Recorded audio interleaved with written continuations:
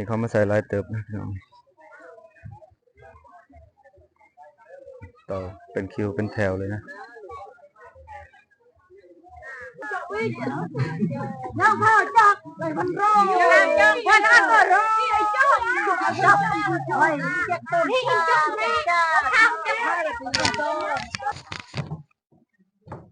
สบายดีพ่อพี่น้องชาว YouTube เปิดสุขุสุคนพี่น้องบ่ว่าจะเป็น FC ฝั่งไทยหรือว่าฝั่งลาวนะนี่ก็เป็นมือสันวันดีนะพี่น้องเบาดัวเพิ่นก็ไปแล้วนะเบาทองยังอัดคลิปก่อนพี่น้องนี่ก็เครื่องมือเฮานะนี่เฮาสิไปใส่บาตรนะอยู่วัดบ้านเกิดเบาทองเองนะพี่น้องมื้อนี้เป็นจังไดก็พามาลุ้นมาเสียนำกันพี่น้องตอนนี้เฮาก็กำลังสิออกไปแล้วนะนี่ก็เครื่องมือเฮานะไปตามมาเลยพี่น้องเอาพี่น้องตอนนี้ก็เบาทองมาอยู่วัดแล้วนะ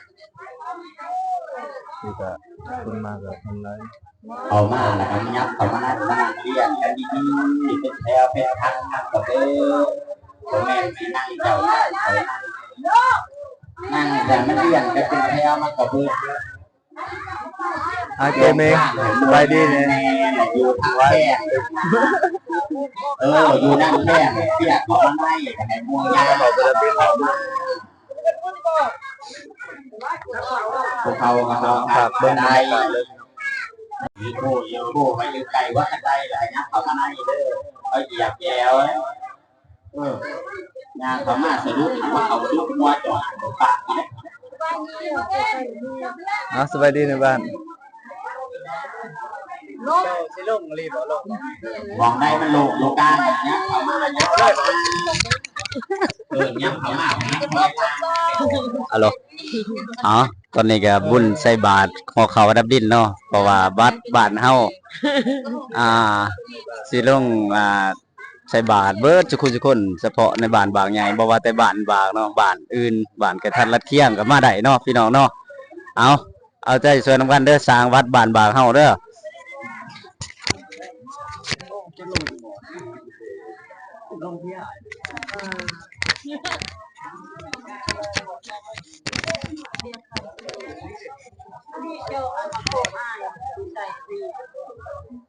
ให้จอกมาทันลายนะ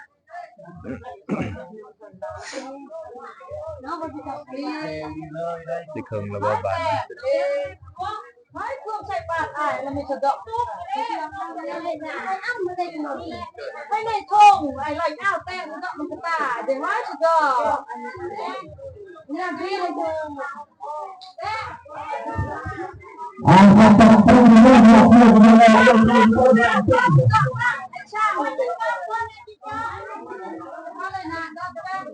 อะไรก็มันจะตายเดี๋ยวอะไรเก่งมื่อนี้ก็เป็นมือสันวันดีนะบ่บุญเขาประบินนะ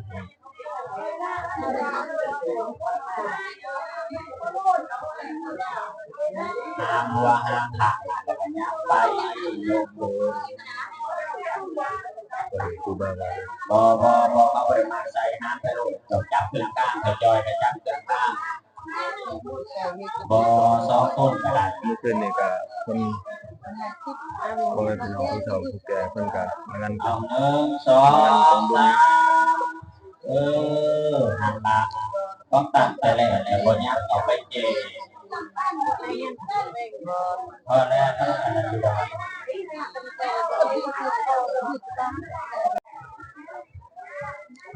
นี่ก็ซีเมนต์ด้านนอกนะพี่น้องด้านนอกของวัดนะ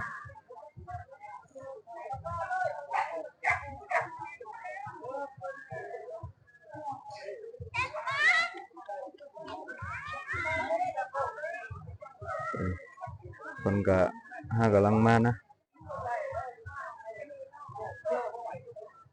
อยู่ดีหันพยับดีๆมันจะเบิดมันจะลอกยับสามารถจะเกิดเบิ่งได้ดู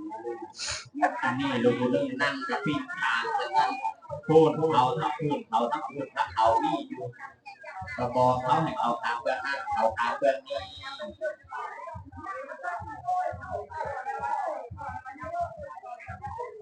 จังหน่อยก็บ่ท้องกับสิเข้านะ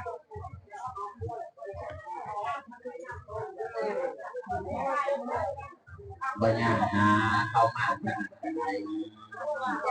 เอาถ้าอีกอะไรจะเป็นยากคืออีอันนี้ว่าที่ประตูทางฮะกระเมนเย็นซองทางให้สิยอมบริเวณมัน ไปครอบครัวไอ้ครูเต็มร้อยนะพี่น้องมื้อนี้รออยู่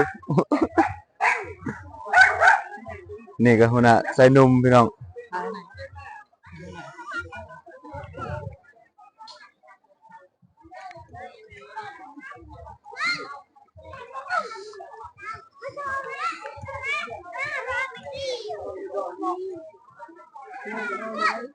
นี่ก็สิเป็นด่านผู้ชายนะโอ้ยเบาเตือนว้า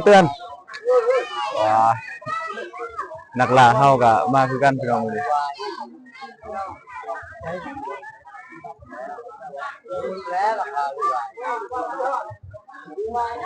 นี่เสียสมพรเพิ่นพี่น้อง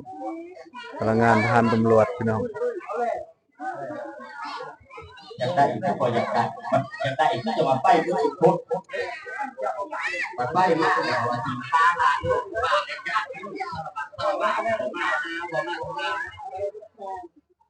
ใส่บัตรชนบทนะทั้งที่มากกว่าที่ถูกยอดยังมันไปไม่ได้ว่ามันทำงานของมากขึ้นเรียกว่าการว่าคือว่ากับสาธารณะเอาออกไว้อยู่นอกนะ ย่อเลยผมเคยเห็นเขาบอก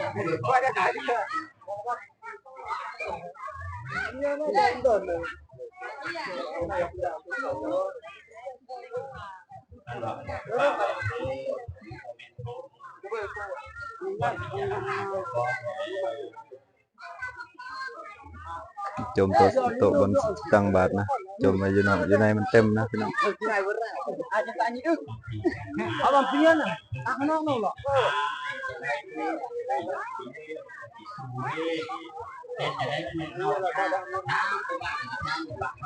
เอาบ่ทองก็สิเข้าไปในเพิ่นพี่น้องบ่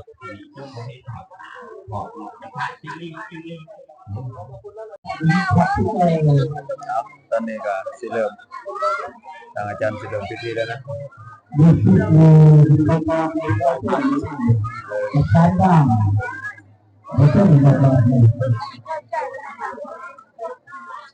บ่ทองก็สิเฮ็ดปฏิบัติเนาะ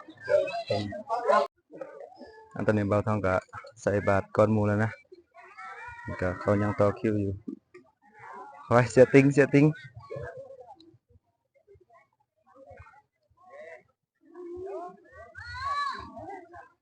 นี่เขามาใส่ลายเติบนะพี่น้องต่อเป็นคิวเป็นแถวเลยนะ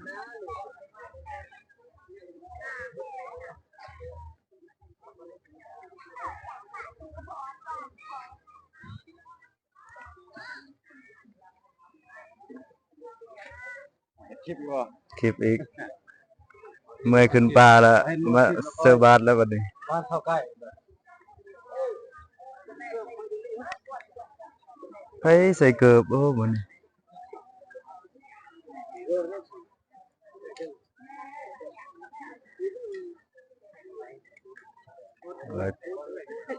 หลายคนอยู่พี่น้องโอ้เกิดสิเบิดคิวนะ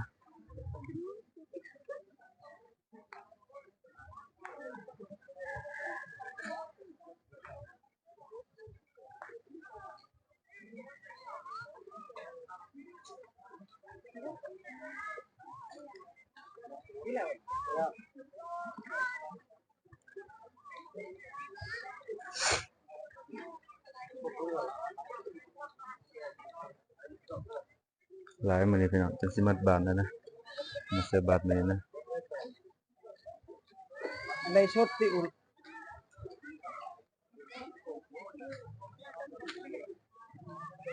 ฝากจะศรัทธาพี่น้องตูโคงก็ยังบ่ทันแล้วนะ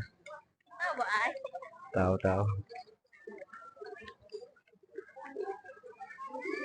นี่เฮาก็ใส่เป็นที่เรียบร้อยแล้วนะดอกนี่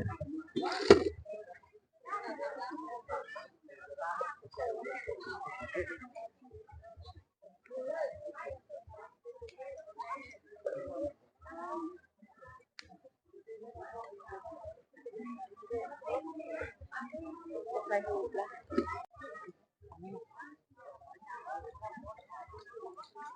ังต่อคิวอยู่พี่น้อง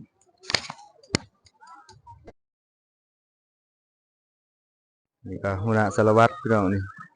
คุณโอ้ยเสือขนมนะ บ่ได้เด้เสือขนมแล้วบัดนี้เอ้าเออ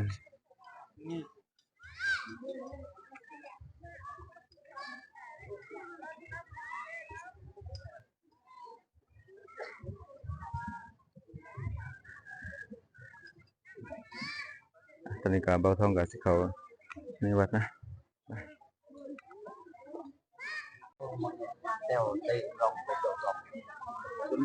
บรรยากาศข้างนอกค่ะยังสารบุญอยู่พี่น้องต่อพี่แถวอยู่นี่เบาทองอยู่ในนะ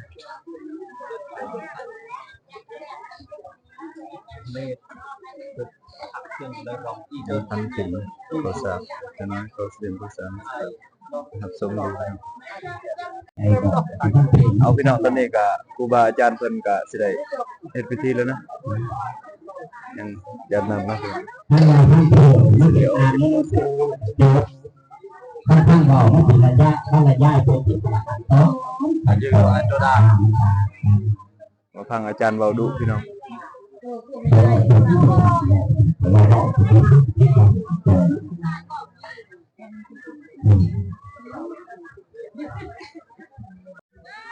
ตอนนี้ก็ออกแล้วสวัสดีเสียข้อสอบมากครับ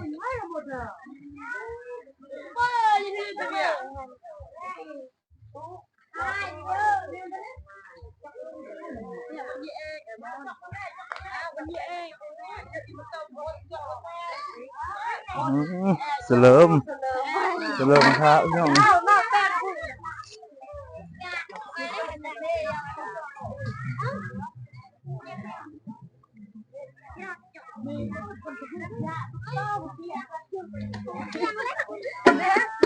เนี่ยมือใหม่เนี่ย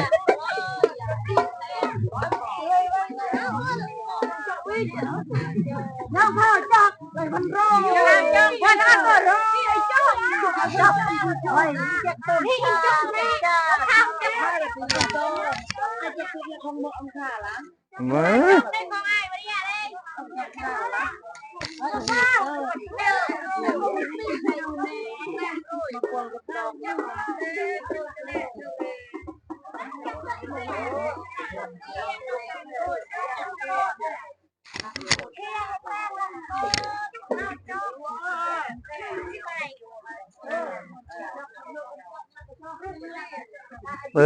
แม่ไม้เป็นท่าพี่น้อง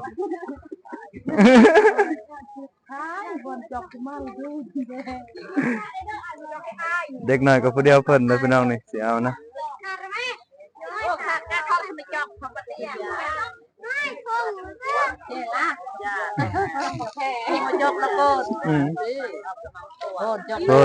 เอาแล้วพี่น้องนี่โอ้ยเด็กหน่อยนี่ยะอีบันดูยะอะไรเธออันยะโอ้แต่เราก็โตโลที่มันจอกมาเบื่อละอะไรมวยอะไรยันเนี่ยปลาอันมาเกี่ยวข้าละจอกละข้าละมาจอกให้ข้ามาละจอกให้โอ้ยอำค่าไอ้มวยจอกนะอะไรก็พอพี่น้องว่า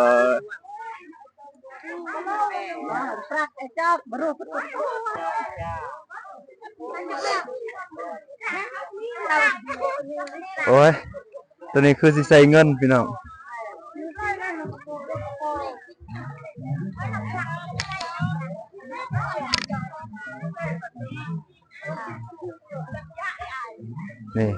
นี่กระทาแล้วโอ้ย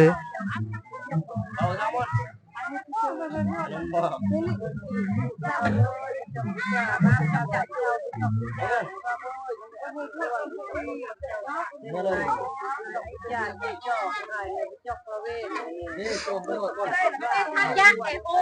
ยจอกยักษ์เอาแม่ เอ๊ะ แกะจะอีจอก เนี่ยใส่เป็นฮันดูนะนี่ใส่โดนเนี่ย จอกว่าไอ้จอกว่ามันได้ละประตูบ้างจับปลาจุ่มจังเลยโอ้ยเป็นเยสิลาอยู่ได้ใส่แอปเปิลอีกโว้ เอาพี่น้องคลิปนี้ก็สิขอโจสำเนียงนะลูกโป่งมันทันแล้วนะเอาขอโจสำเนียงพี่น้องพอกันใหม่ใน EP ต่อไปเด้อพี่น้องบ๊ายบายฝากกดไลค์กดแชร์กดติดตามให้แน่พี่น้อง